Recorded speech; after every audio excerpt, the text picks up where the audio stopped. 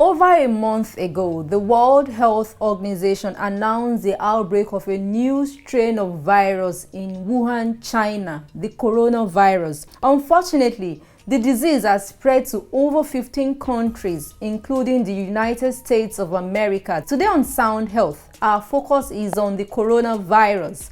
I'm Olasunbo Modupe. Welcome to the show.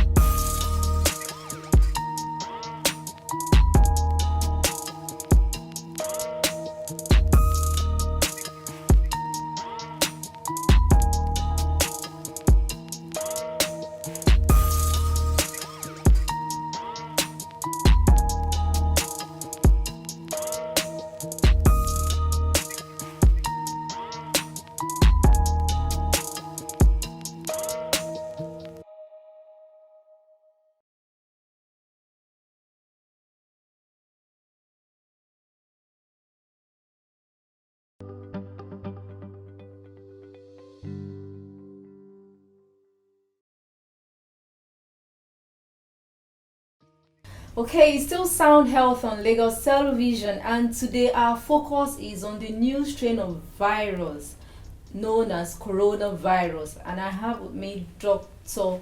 Oluwatoni Adeyemi. She's going to give insights and some precautionary measures on how to stay safe. Welcome to the show, Doctor. Thank you for having me once again. Okay, Dr. Adeyemi, can you please let the public know what the coronavirus is?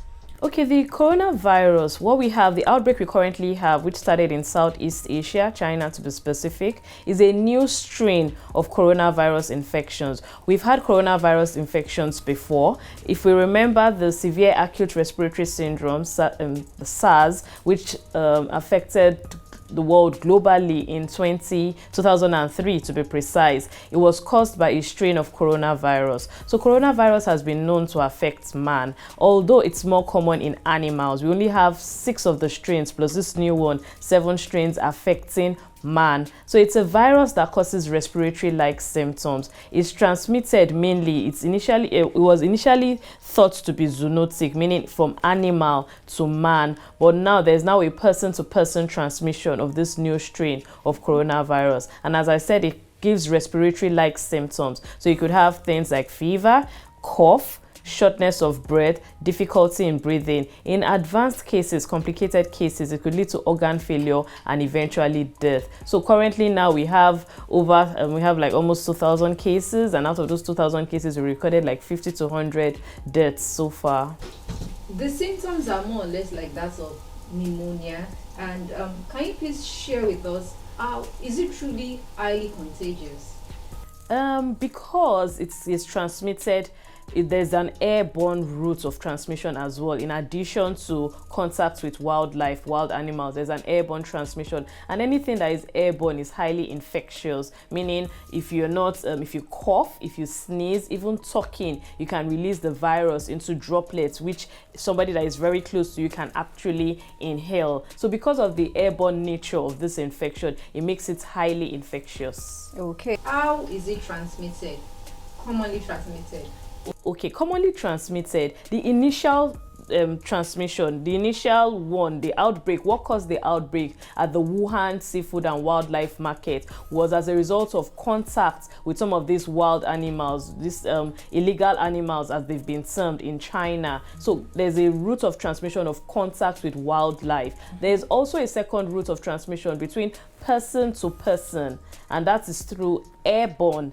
It's airborne when you inhale, and also if the virus also lands on surfaces, there's also a possibility of contact, transmission by contact, meaning if somebody coughs or sneezes and releases the virus into an environment you're in, and you actually touch that either the tabletop, the chair, or whatever, and we're fond of always putting our hands around our mouth, our nose, and any of our orifices on the face. Is easy to also transmit the virus from contacts. So those are 3 established links. The virus is new, so epidemiologists are studying it, public health physicians are studying it, virologists are studying it to try to understand the nature of the virus. But these 3 routes have already been established. Okay, I would like you to share with members of the public, what is the prognosis level? Is it the same in children and adults? Okay, so those are some of the things. That's what epidemiology is all about. Epidemiology is the study. You're looking at the distribution of a disease. You're looking at the determinants. You're looking at the causative factors.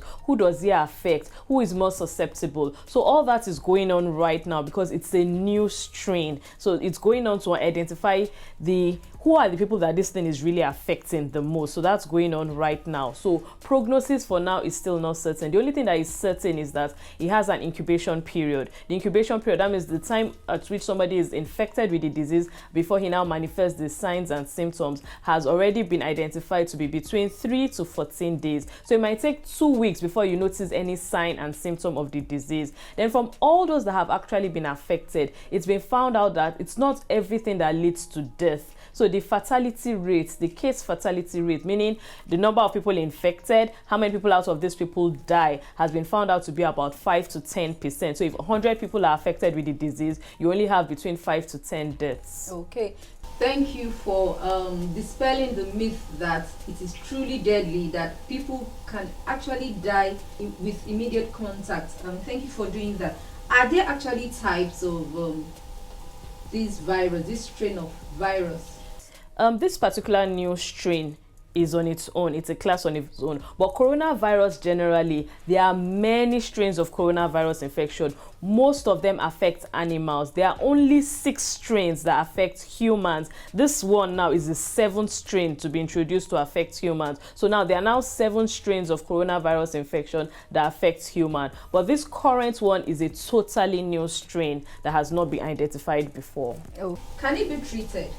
For now, it's supportive therapy that is done for anybody that has a case of coronavirus infection. There is no specific treatment. There is no vaccine available. However, scientists are working day and night to try to find and come up with a vaccine that can actually prevent people from coming down with coronavirus infection. So it's basically supportive treatment in the sense that the symptoms are treated individually, and people are isolated, and the symptoms are now treated individually, so there's no specific treatment for it. Okay, is this likely going to be a global public health emergency from your own point of view, from your experience?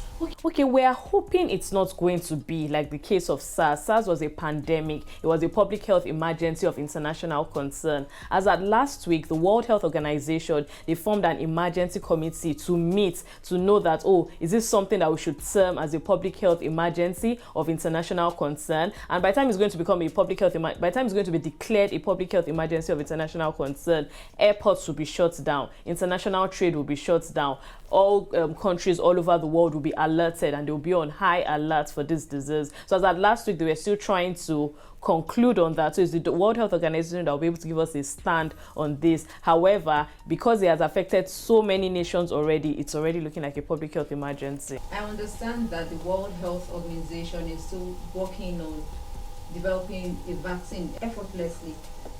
In the meantime, what can we do to stay safe?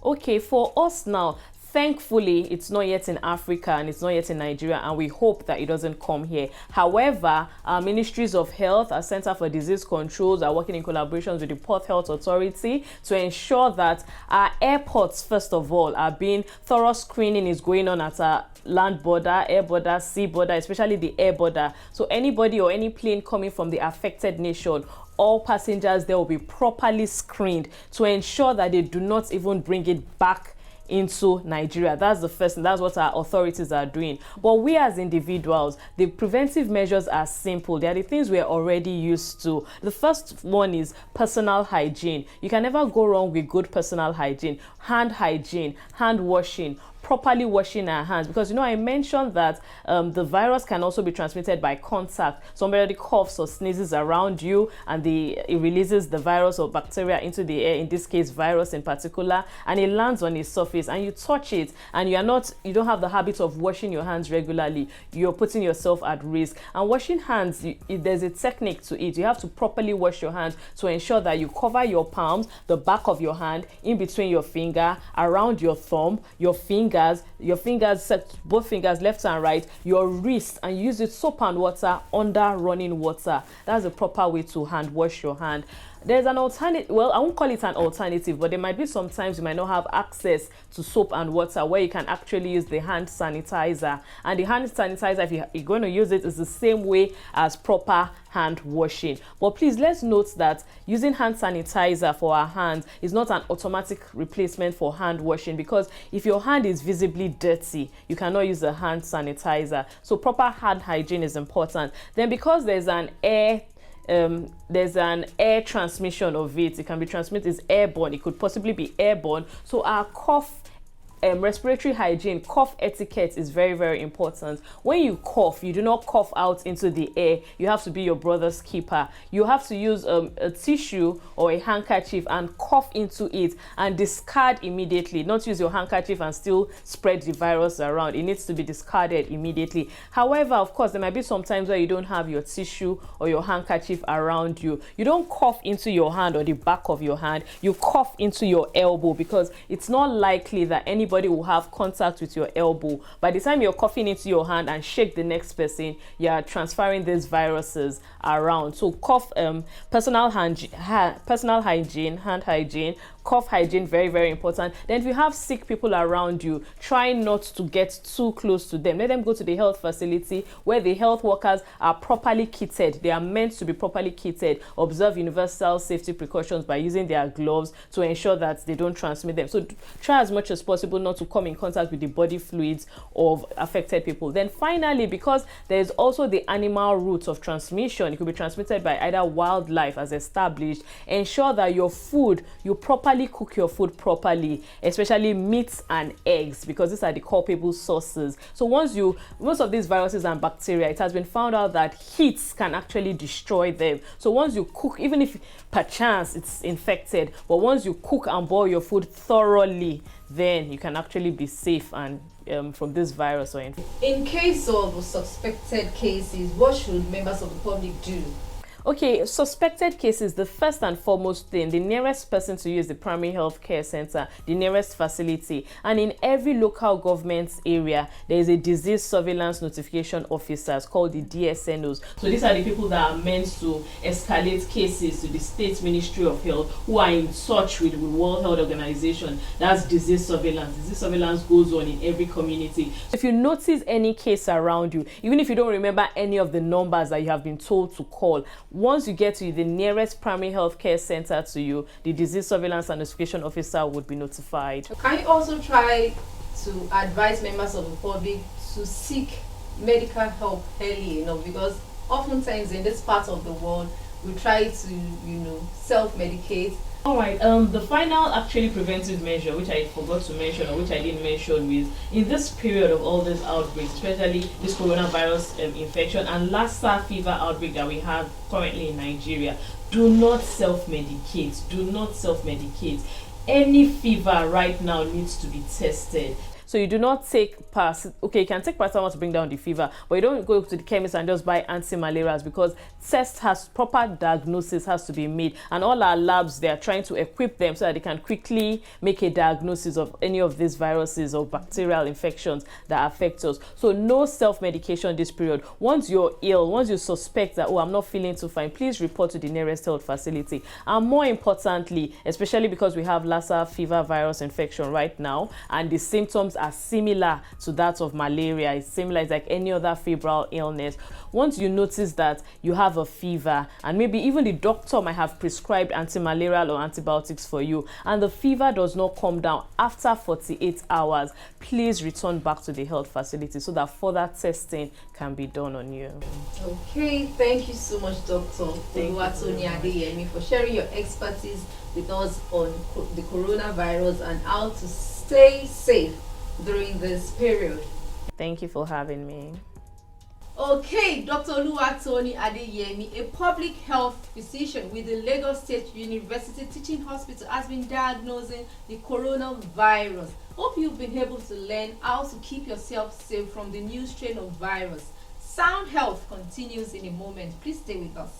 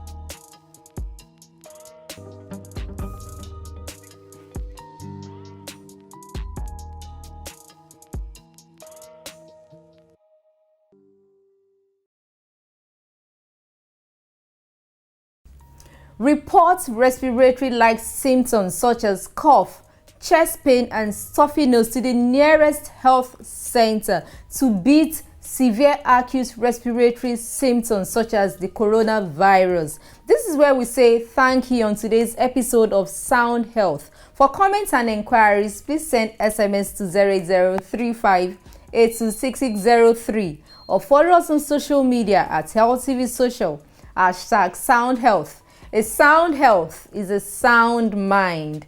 Make healthy living your choice.